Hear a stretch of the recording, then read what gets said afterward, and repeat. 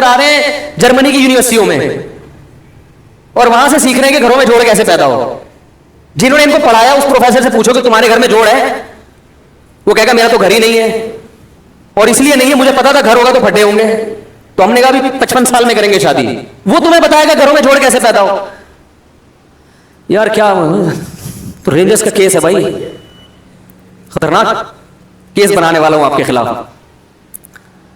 सारे मसाइल यहां से खड़े हो रहे हैं, घरों में झगड़े लड़ाई, दफ्तरों में। भाई आपको पता ही नहीं है कि मैं कहां तक जा सकता हूं। देखो फौज में फट्टे कम होते हैं, पुलिस में भी, थाने में फट्टे कम होते हैं। वजह उसकी यह है कि एक रंगरूट को पता है कि ऑफिसर की बात मैंने माननी है, किन बातों को मानना है और कौन सी बात ऐसी है जो मेरे ऊपर लाजिम नहीं है। अगर कोई ऑफिसर मेरे से घर से पोछा लगवाना शुरू कर दे तो ये मेरे ऊपर, और ऑफिसर को पता है कि मैंने ये शुरू कर दिया तो मेरे खिलाफ केस भी हो सकता है। तो फट्टों का रेशो फौज में, पुलिस में सबसे कम है, क्योंकि कानून है, उनको लिखा हुआ है कि ये जिम्मेदारी है। दफ्तरों में भी फट्टे अक्सर कम होते हैं, क्योंकि बॉस को पता है कि ये एम्प्लॉय मेरा कितना ताबे है, इसको तनख्वाह इस चीज की रिटर्न में लिखा हुआ होता है कि भाई तुझे इस चीज की तनख्वाह मिल रही है, तूने इतने बजे आना है, ये काम करके देना है, करेगा तो मेरी भला से, तू शक्ल का अच्छा है बुरा है भाई, तुझे मलेरिया है, तुझे टीबी है, तुझे क्या है, तूने पोलियो की वैक्सीनेशन करवाई हुई है कि नहीं करवाई हुई, मुझे मेरी हेडेक नहीं है। यही होता है ना भाई, ये काम है, ये करके दोगे तनख्वाह मिलेगी, नहीं तो पतली गली से निकलो। इसलिए वहां भी फट्टों का रेशो क्या है, वहां फट्टे होते हैं गीबतों की वजह से। वो बॉस, वो देखो वो चमचा बना हुआ है, उसको तनख्वाह बढ़ा दी हम, क्योंकि ईमानदारी से काम कर रहे हैं, हमारी तनख्वाह नहीं बढ़ रही है। इतने और भी बातों की हद तक होता है, ऐसा नहीं होता कंपनी बंद हो जाए फट्टों की वजह से, सिर्फ बातें करेंगे। वो तो शौक है मुसलमानों को बातें करने का, क्योंकि काम हम तो होता है गवर्नमेंट के इदारों में ज्यादा होता है ना, क्योंकि वहां तो काम ही नहीं होता, तो बातें करके टाइम पास करना होता है। लेकिन घरों के जो फट्टे होते हैं वो खतरनाक, चाकू निकल आते हैं, छुरियां निकल आती हैं, 2-2 साल तक भाई भाई से बात ही नहीं कर रहा, तलाकें हो जाती हैं, बच्चे रुल जाते हैं, डिप्रेशन में चले जाते हैं। हमने नहीं देखा कोई बॉस की वजह से डिप्रेशन में गया हो। ऐसे मियां बहुत देखे हैं जो बीवी की वजह से, औरतें शौहर की वजह से, बहुएं सास की वजह से, सास अपनी सास की वजह से। आप कहने वाले थे सास बहू की वजह से, अब तक ऐसी रिपोर्ट आई नहीं है, वो छोड़ें भी ज्यादा। तो खुद समझदार हैं आप लोग। वो सास भी डिप्रेशन में आती है, लेकिन वो किसकी वजह से, अपनी सास ने उसको डिप्रेशन का मरीज बना के दुनिया से गई होती है, तो वो आगे पार्सल कर रही होती है ये अमानत बहू की तरफ, ठीक, कि मुझे जो विरासत में डिप्रेशन मिली थी वो मैं पूरी कहां ट्रांसफर कर रही हूं, बहू। अब जब झगड़े होते हैं सास बहू के, बहुत, हम कहते हैं भाई अलग करो, तो मां बाप फिर गैरत के ताने, हमने दूध पिलाया जवान कर दिया, अलग हो रहे हो। हालांकि ये माँ बाप का राइट नहीं है, ये आपका हक ही नहीं है। बेटा जवान हो गया, बिल्कुल अलग रह सकता है, वो ना रहे अच्छी बात है, साथ में जो बरकत है वो अलग, लेकिन ये वही है, अखलाकी कुछ और चीजें होती हैं। लेकिन पड़ोसी गिरबान थोड़ी पकड़ सकता है आपका कि भाई हदीस में आता है तो मुझे खिलाया करो, तो खिलाओ। तो माहिर नफ्सियात से गुजारिश है, जब लोगों को मोटिवेट किया करें, कुछ अच्छे भी हैं अल्हम्दुलिल्लाह, हर जगह अच्छे बुरे भी होते हैं, अच्छे तो सारे ही हैं, लेकिन बहुत सी चीजों में बेचारों के पास खुद गाइडेंस नहीं होती, गाइडेंस नहीं होती। वो इंग्लिश के अल्फाज घुमा रहे होते हैं एक्चुअली यूं वगैरह वगैरह, मुझे तो इतनी इंग्लिश नहीं आती। तो बात सही होनी चाहिए, चाहे इंग्लिश में हो या उर्दू में हो या पंजाबी में हो। लोग जबान को देख रहे हैं आजकल, स्टाइल को देख रहे हैं, बातों को, क्योंकि फिल्मों का दौर है ना, ड्रामों का दौर है, जिसके स्टाइल अच्छे लोग मुतासिर हो रहे हैं, बात को तो देख नहीं रहे। बात भी हो, स्टाइल भी हो, फिर मजा है। क्या ख्याल है? बात भी हो और स्टाइल भी हो, और अगर स्टाइल नहीं है तो बात को ज्यादा फोकस करना चाहिए। स्टाइल की इतनी वैल्यू नहीं है, लेकिन बात बहरहाल सही होनी चाहिए।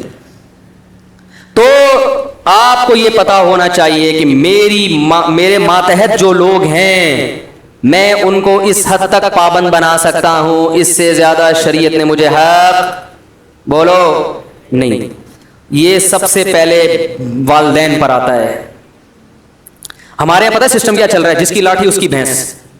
बेटा फरमाबरदार होगा तो बाप उसको निचोड़ लेगा, बोले कि हर बात मानता है, तो इसकी यही गलती है कि हर बात मानता है। कम कहीं नो कर दे तो बाप बेटे के पूरे मुआशरे में जलील कर देता है, मेरा बेटा मेरी बात नहीं मान रहा।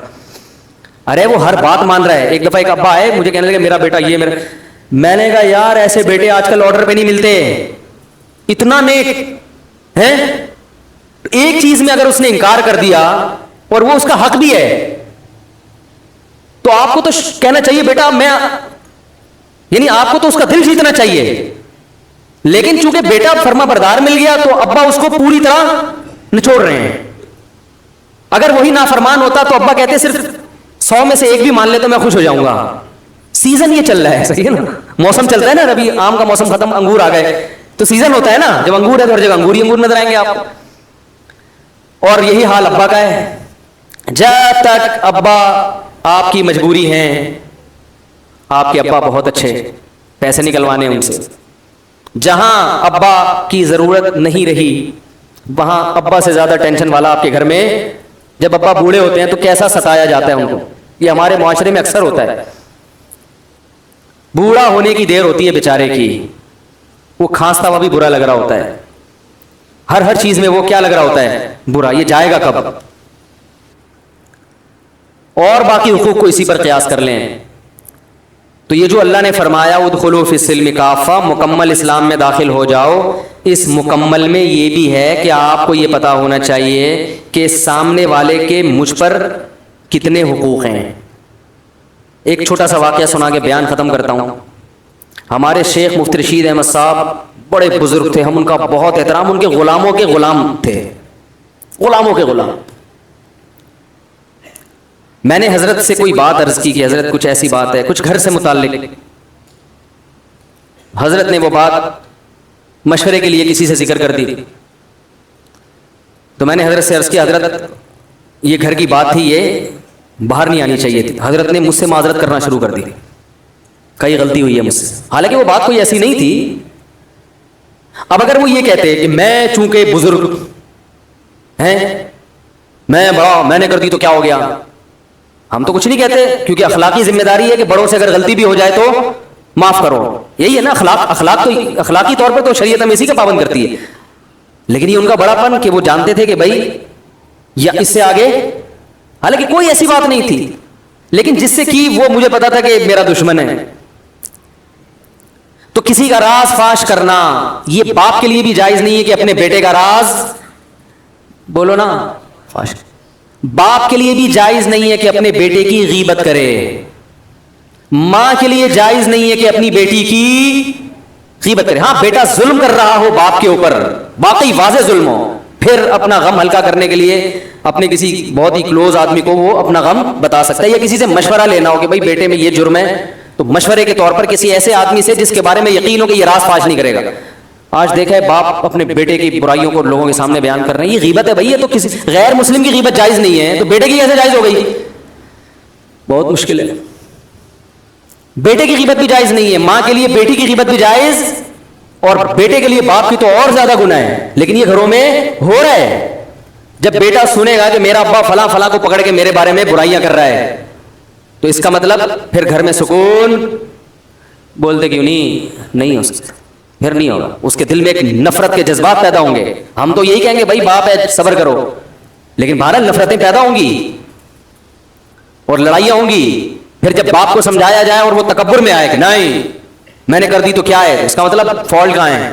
آپ میں ہے. سمجھ رہے ہیں ٹیکنیکل فالٹ کس میں ہے؟ اس لیے اسکرو پانے لے کے بیٹھا کریں، جہاں کہیں فالٹ نظر آ رہا ہے اس کو فوراً ٹائٹ کروا لیں. اور یہ علماء سے ٹائٹ ہوتے ہیں، فوراً پوچھیں حضرت اس میں بتائیں غلطی پر کون ہے. تو یہ بڑا لمبا موضوع ہے کہ کس کے کس پر کیا حق ہیں، وہ بیان ہوتے رہنے چاہیے تاکہ ہمیں پتہ چلے کہ ہمیں یہ تو ہر آدمی اس چکر میں ہے کہ فلاں کے مجھ پر فلاں پر میرے کیا حقوق ہیں، اس میں تو پتہ ہے سب، ہر آدمی اس کو نچوڑنے میں لگا رہتا ہے. لیکن میری باؤنڈری کہاں تک ہے؟ ماں باپ کہتے ہیں، مجھ سے اکثر فون آتے ہیں کہ والدین کے حقوق پر پلیز بیان کریں، آپ والدین کے حقوق پر بیان کریں. اور اتفاق سے میں کر دیتا ہوں اولاد کے حقوق پر. بعض دفعہ ایسا بھی ہوتا ہے، وہ کہتے ہیں یہ کیا بات ہوئی، کہتا ہوں بھائی اس پر بھی کریں گے لیکن ساتھ ساتھ اس پہ بھی تو ہونا چاہیے نا، اس پہ بھی تو ہونا چاہیے، دونوں چیزیں ضروری ہیں. تو اللہ تعالیٰ سے دعا ہے کہ اللہ ہمیں مکمل اسلام میں داخل ہونے کی توفیق عطا فرمائے. علماء نے لکھا ہے کہ استاذ مدارس میں نا شاگرد استاذوں کا بہت احترام کرتے ہیں، لیکن استاذ کے لیے کسی شاگرد کو فاسق و فاجر کہنا جائز نہیں ہے. سمجھ رہے ہیں؟ فاسق و فاجر کہنا جائز، زانی کہنا جائز نہیں ہے کہ یہ الزام ہے. تو اللہ نے ایک باؤنڈری رکھی ہوئی ہے, اس سے آگے آپ کو نکلنے کی اجازت نہیں ہے. کمیٹی ہے مسجد میں تو امام کو کمیٹی سے آگے نکلنے کی اجازت, بولو نا بھائی, نہیں ہے. وہ کمیٹی کا پابند ہے. بعض جگہوں پر ایسے ہوتا ہے امام کمیٹی کو لفٹ ہی نہیں کرا رہا ہوتا, کہتا میں چونکہ امام ہوں, میں چونکہ, وہ چندے کے حساب دینے کے لیے تیار نہیں ہے کمیٹی کو. بھائی جب آپ کسی کمیٹی کے تابع ہیں تو جتنا چندہ آ رہا ہے آپ کے باپ کو بھی حساب دینا پڑے. بعض ائمہ, سب نہیں, اکثر تو الحمدللہ صحیح ہوتے ہیں, لیکن بعض جگہوں مسجد پہ کیس آتے ہیں امام حساب نہیں کرے, کون مجھ سے کون ہوتا ہے حساب لینے والا, میں تو مفتی ہوں, میں تو بزرگ ہوں, میں تو فلانا ہوں, میں کیا کرپٹ ہوں. بھائی آپ چور ہو, کرپٹ ہو, آپ نیک ہو. جب مسجد کا ایک رسید ہے, کوئی چندے کا سسٹم ہے, تو آپ کو اخفل طریقے سے چندہ کرنے کی اجازت, بولو بھائی نہیں. اخفل لفظ یاد رکھ لیں, بہت سارے کام اخفل طریقے سے کرنے کی وجہ سے غلط ہو رہے ہیں. وہ مجھ سے لوگ آ کے پوچھتے ہیں اخفل کا مطلب کیا ہے, پرسوں ایک صاحب اخفل کا مطلب پوچھنے کے لیے آیا تھا. تو وہ پابند ہے. اسی طرح کمیٹی پابند ہے کہ وہ امام کا احترام کرے, اس کے ساتھ ایسے پیش نہ جیسے ملازمی, ٹائم دیکھ رہا ہے کیا ہو رہا ہے, تم نے بولا تھا 40 پہ نماز 45 پہ کھڑی کر رہے ہو تم, تمیز سے, ٹھیک ہے, ریکویسٹ کے ساتھ. مسجدوں میں بھی لڑائیاں, گھروں میں بھی. اللہ تعالیٰ ہماری حفاظت فرمائے اور ہمیں یہ جاننے کی توفیق عطا فرمائے کہ ہمارا کس پر کتنا حق ہے. یہ جو آج میں نے بیان کیا ہے نا, بیان یہاں سے شروع ہوا تھا کہ جو چیزیں بہت ضروری ہیں وہ اللہ نے بہت آسان رکھی ہیں, تو وہ آخر میں کوئی ربط میں گڑبڑ ہوئی ہے تھوڑا سا. تو وہ میں یہ کہنا چاہ رہا تھا کہ گھر اللہ نے بنایا ہے سکون کے لیے, تو ظاہر ہے اس میں سکون کا حصول بہت آسان رکھا ہوگا. تو وہ آسان یہی ہے کہ اس کے لیے کوئی لمبی چوڑی تحقیقات کی ضرورت نہیں ہے. اس کے لیے سب سے زیادہ ضروری ہے کہ آپ کو پتا ہو کہ میرے کیا حقوق ہیں اور سامنے والے کے کیا حقوق ہیں, بس اتنی سی نالج ہونی چاہیے. سمجھ رہے ہیں؟ تو یہی چیز نہیں پتا ہوتی تو پھر لڑتے رہو, جو مرضی کرتے رہو. تو یہ پہلے پتا ہو اور پھر اس پر عمل بھی ہو. ظاہر ہے پتا ہوگا تو آگے عمل ہوگا, پتہ ہی نہیں ہوتا تو وہ عمل, بڑے اچھے لوگ ہیں وہ لڑ رہے ہوتے ہیں. پھر تو پتا ہو اور پھر اس کے مطابق انسان عمل کرے. جب علم ہوتا ہے انسان کو اطمینان ہوتا ہے کہ یار میں اگر اس سے زیادہ کا مطالبہ کروں گا تو یہ ظلم کہلائے گا. تو وہ بہت آسان رکھا ہے اللہ نے, زیادہ اس کو پیچیدہ نہیں بنایا. ہم لوگوں نے اس کو پیچیدہ بنا دیا بہت, اس میں اتنی قیدیں لگا کے اور اتنا کچھ کر کے پتہ ہی نہیں چل رہا کہ وقت کے ہندوؤں سے سیکھنا ہے, ہم نے عیسائیوں سے سیکھنا ہے, کلچر سے لینا ہے, یا اسلام کو فالو کرنا ہے, تو پتہ ہی نہیں چل رہا. تو اس کی وجہ سے پھر گھر میں سکون ہی نہیں ہے. ایک قانون چلنا چاہیے نا, نہیں تو پھر پورے انگریزی کو فالو کر لو, پورے انگریزی کو فالو کر لو, کہیں تو ٹکو نا جا کے. بھائی مکمل انگریز کو فالو کرو گے تو چلو گھر ہی شارٹ ہو جائے گا, پھر